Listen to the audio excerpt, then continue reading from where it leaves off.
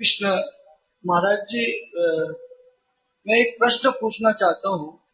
मैं एक वैष्णव हूँ और मैं इस मंदिर में और संतों के साथ में रहता हूँ और यहाँ पे ऑडिटिंग वगैरह का भी काम करता हूँ।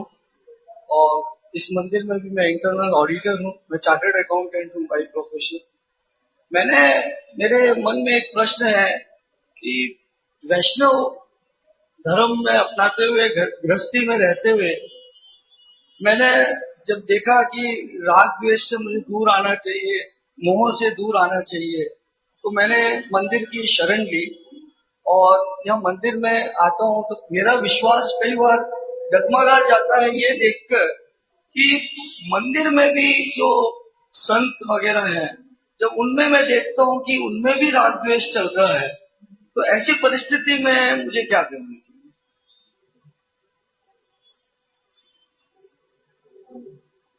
भगवान गीता में कहते हैं संयम योग, अपने मन को बैलेंस में रखना चाहिए और जो उचित देखना है वही देखना चाहिए और सुनना है। मंदिर में आकर के भगवान का दर्शन करना और वैष्णवों के मुख से भगवान की कथा होती है, गीता या चाहे भागवत, उसको सुनना चाहिए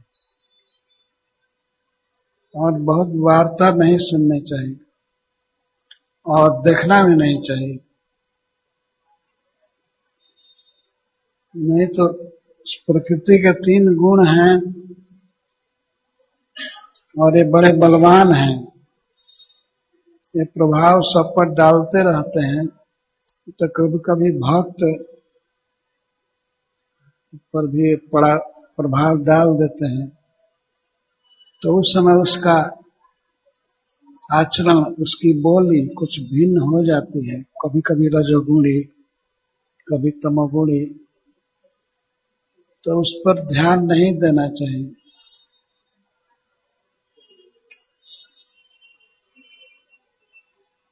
मन में क्षोभ नहीं होना चाहिए,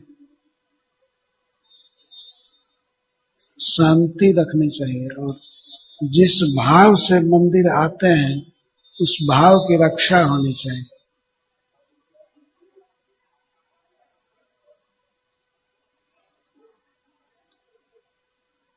एक बार कथा है, एक वैष्णव पैठण में रहते थे। पैठण महाराष्ट्र का एक गांव है, पुणे के पास। तो पैठण में एक नाथ महात्मा रहते थे, वो गृहस्थ थे, एक नाथ। तो एक बार एकादशी के दिन वे जा रहे थे स्नान करने गोदावरी जी में। तो रास्ते में एक पठान की हवेली थी। पठान मतलब मुस्लिम। तो जब वे नहा करके आ रहे थे एक नाथ जी, तो पठान अपने छत पर बैठा था और कुल्ला कर दिया पानी। तो एक नाथ जी पर पड़ गया। तो वे फिर लौट गए और गए गोदावरी जी में दोबारा स्नान करके। जब स्नान करके आते थे तो आते समय वो कुल्ला कर देता था और उसका पूरा परिवार देखता था।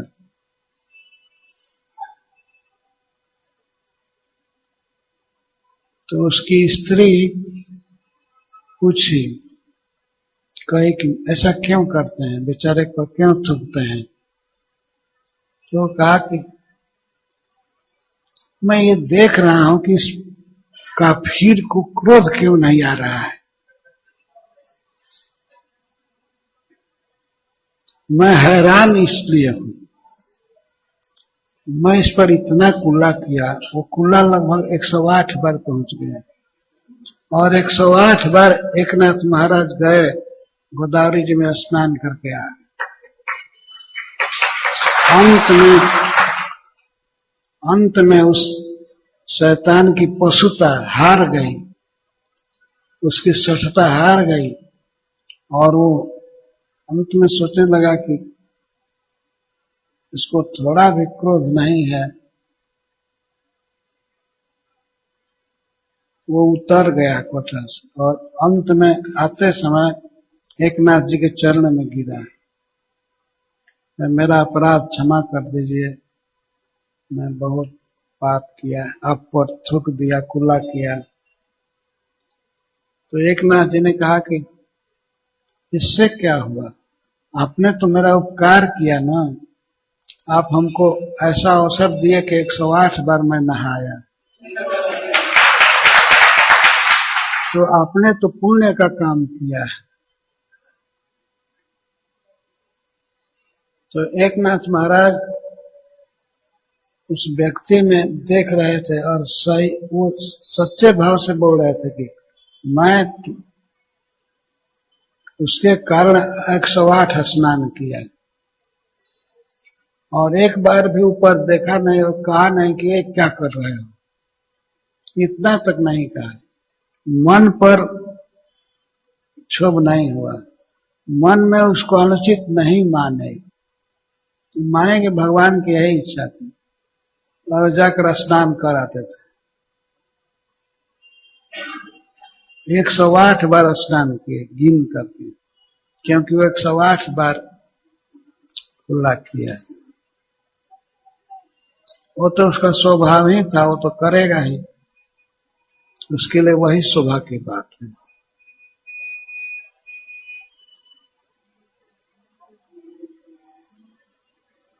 लेकिन वह दुष्ट अंत में रोने लगा और क्षमा मांगा। मेरे यह कहने का आशय है कि जिस उद्देश्य से मंदिर आते हैं तो उसकी रक्षा करना है आपका कर्तव्य है। हमेशा जप करते रहिए, भगवान को देखना, प्रणाम करना और भक्तों की कथा को सुनना और कई प्रकार की बातों को नहीं देखना चाहिए, और देखे हुए तो शांति रखनी चाहिए। कभी कभी समझ में नहीं आता है कोई वैष्णव किस अभिप्राय से, किस काम से इसमें लगा हुआ।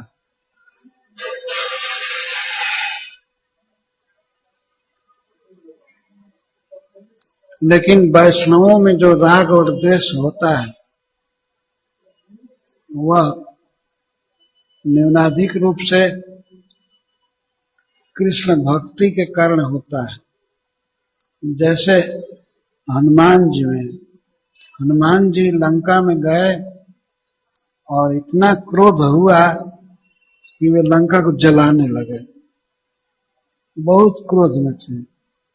सब राक्षसियां हाय हाय करने लगे, पानी पानी पानी, सब रानी अकुलानी खाए, हाथी जलने लगे, घोड़ा जलने लगे, गाय जलने लगी, सब गाय तो हाथी नहीं और सब जलने लगे। बच्चे जल रहे हैं, स्त्रियां जल रही हैं, राजकोष जल रहा है, अन्न भवन जल रहा है, सब जल गया। और कोई उस समय देखे हनुमान जी को तो कहे बाप रे कैसा राक्षस है, इस सबको जला रहा है, कहाँ का आतंकवादी आ गया है। लेकिन हनुमान जी के उस समय उस कर्म को देख करके भ्रम हो सकता है, लेकिन वो जो भी कर रहे थे वो भगवान की इच्छा के अनुसार कर रहे थे, वही ठीक था। तो कभी कभी वैष्णवों में देखा जाता है कि ये राग है, कि राग का कोई न कोई कारण होता है, वो भगवान होते हैं। वह राग उतना घातक नहीं है और द्वेष भी घातक नहीं है। भगवान की भक्ति से वो सॉफ्ट हो जाते हैं।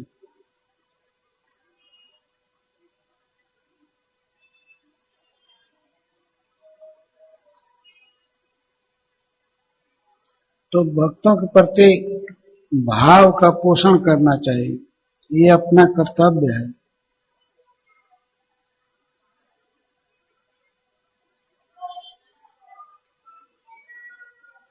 जैसे कहा गया कि ब्राह्मण का आदर करना चाहिए, तो हजारों श्लोक हैं जिसमें कहा गया है कि वैष्णव का सम्मान करना चाहिए। तो वैष्णव को नापने के लिए अपने मन में कोई मीटर नहीं बैठाना चाहिए कि अच्छा हम नाप करके देखें कि ये वैष्णव है कि नहीं।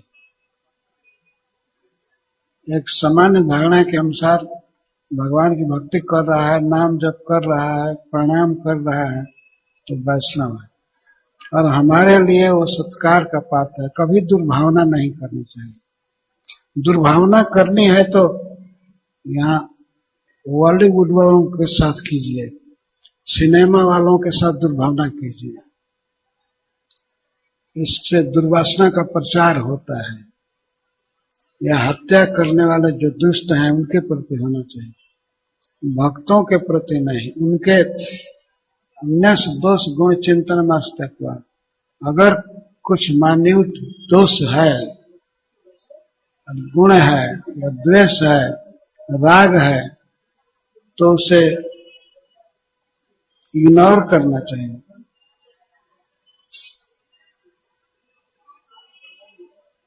क्योंकि हम अपना सुधार करने आए हैं ना मंदिर में, हमें किसी के दोष गुण पर ध्यान नहीं देना चाहिए।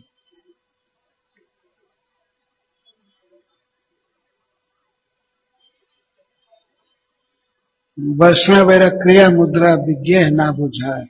भगवान चैतन्य महाप्रभु कहते हैं कि वैष्णव की क्रिया और उसके मूड को, मुद्रा को विद्वान लोग भी नहीं समझ पाते।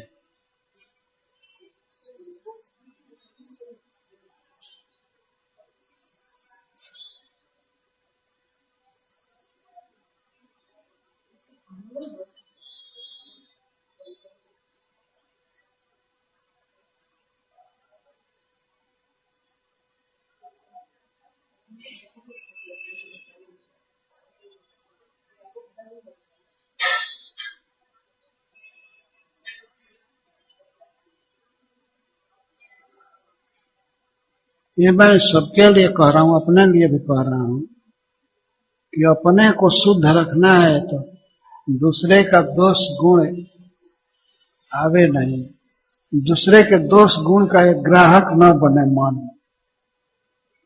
अन्य से दोष गुण चिंतनमा सुतत्व। यदि हम दूसरे का दोष चिंतन करेंगे तो दोष हम में आएगा, और श्रवण या कथन करेंगे तो हम में आएगा। इसलिए इससे परहेज करना चाहिए, कभी दूसरे का दोष गुण नहीं देखना, और उसमें भी वैष्णव का तो बिल्कुल नहीं।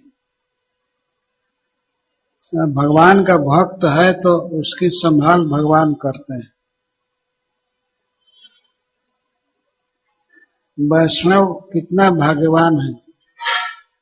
जैसे कहीं भी किसी नदी का जन्म हो, किसी नाला का, किसी प्रकार का हो, लेकिन अगर वह संजोग से गंगा जी में पड़ जाए तो वहां से वो गंगा जल हो जाता है।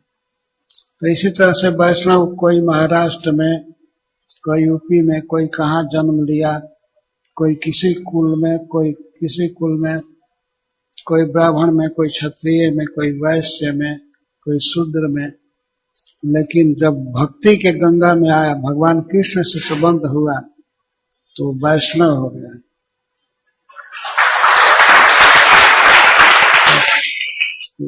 हम लोगों का ये कर्म नहीं है कि हम वैष्णव के दोष को देखें।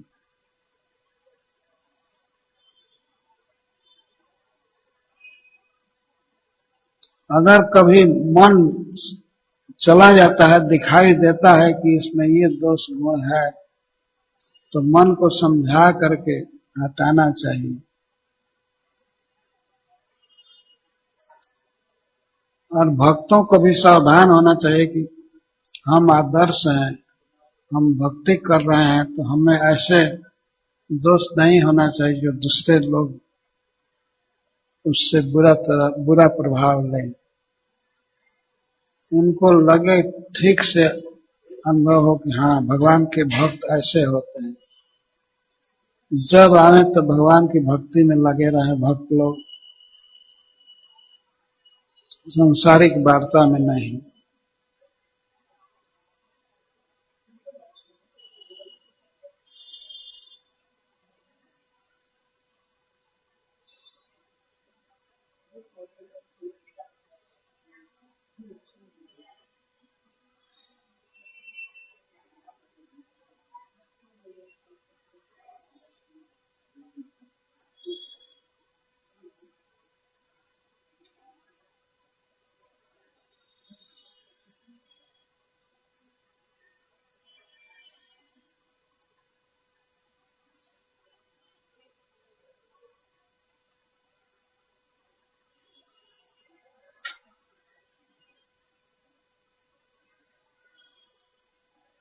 जितना ही हम सद्गुण देखेंगे उतना ही सद्गुण हमारे अंदर आएगा।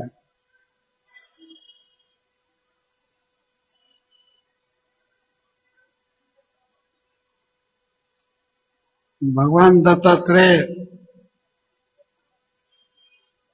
ऐसे सांसारिक दृश्यों को देखकर भी शिक्षा लेते थे। वे 24 गुरु बनाए तो 24 गुरु उनको उपदेश नहीं किए कि जप करो, भगवान को प्रणाम करो, कोई कुछ भी उपदेश नहीं किया, लेकिन भगवान स्वयं उपदेश ले लिए। अपने मन से अपने बुद्धि से उन्होंने ग्रहण किया कि इससे ये उपदेश मिलता है।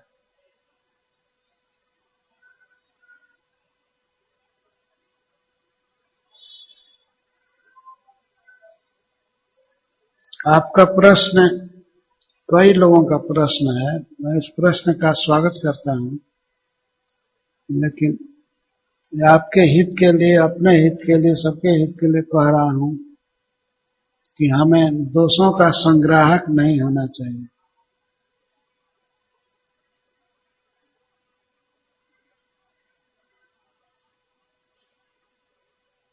इग्नोर करना, मन से सोचना भी नहीं चाहिए।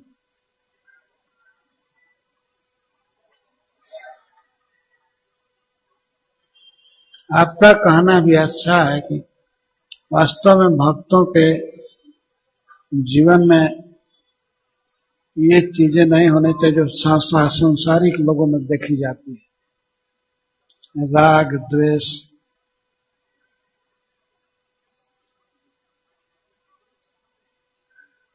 ये भक्तों में रहने लायक चीज नहीं है,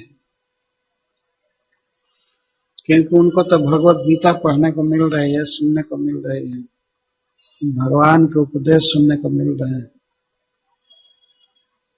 संग है वैष्णवों का, साथ में भगवान है मंदिर में, तो यहाँ ये सब दोष रहेंगे तो ये ठीक नहीं है।